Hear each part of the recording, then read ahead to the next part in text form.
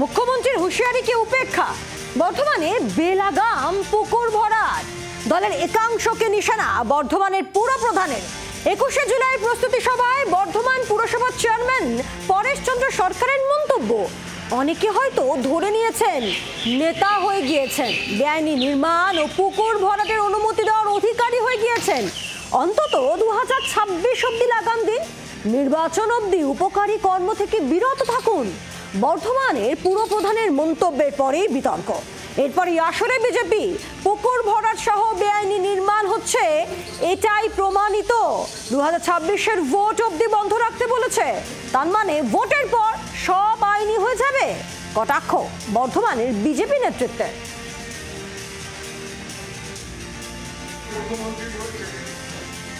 অবৈধ নির্মাণ করা চলবে না, সরকারি জায়গা দখল করা যাবে না, পুকুর ভরাট করা যাবে না।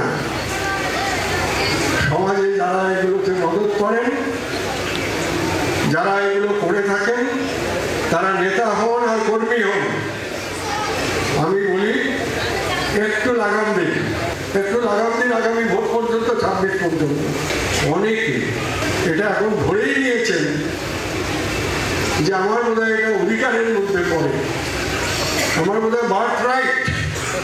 আমি নেতা হয়েছি, তুই একটা বাড়ি করে নে, পৌরসভার প্রাণও লাগবে না, নিয়মও লাগবে না। পুকুর একটু 2-4টে ট্রাক মাটি ফাটি ফেলে, আমি অনুরোধ করছি করবেন না। 26-এর নির্বাচন পর্যন্ত এই সমস্ত উপকারী কর্ম থেকে পরের উপকার করতে যাচ্ছে, এই উপকার করবেন। আমি আমার কথা বললাম, ভালো লাগলে শুনবেন, না লাগলে শুনবেন।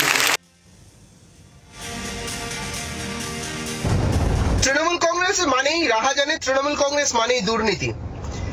বর্ধমান পৌরসভার পৌরপতি পরেশ চন্দ্র সরকারের কথাতে আজকে আবারও সুস্পষ্ট হয়ে গেল, আগামী দিনে 2026-এর বিধানসভা নির্বাচনকে কেন্দ্র করে তৃণমূল সরকারের তৃণমূল নেতা মন্ত্রীরা শুধুমাত্র সাধু সাজার চেষ্টা করছে, সাধারণ মানুষকে বোকা বানাবার চেষ্টা করছে। তাদের যে উপরি ইনকাম, সেই ইনকাম কমাবার জন্য রিকোয়েস্ট করছেন তৃণমূলের এই নেতা।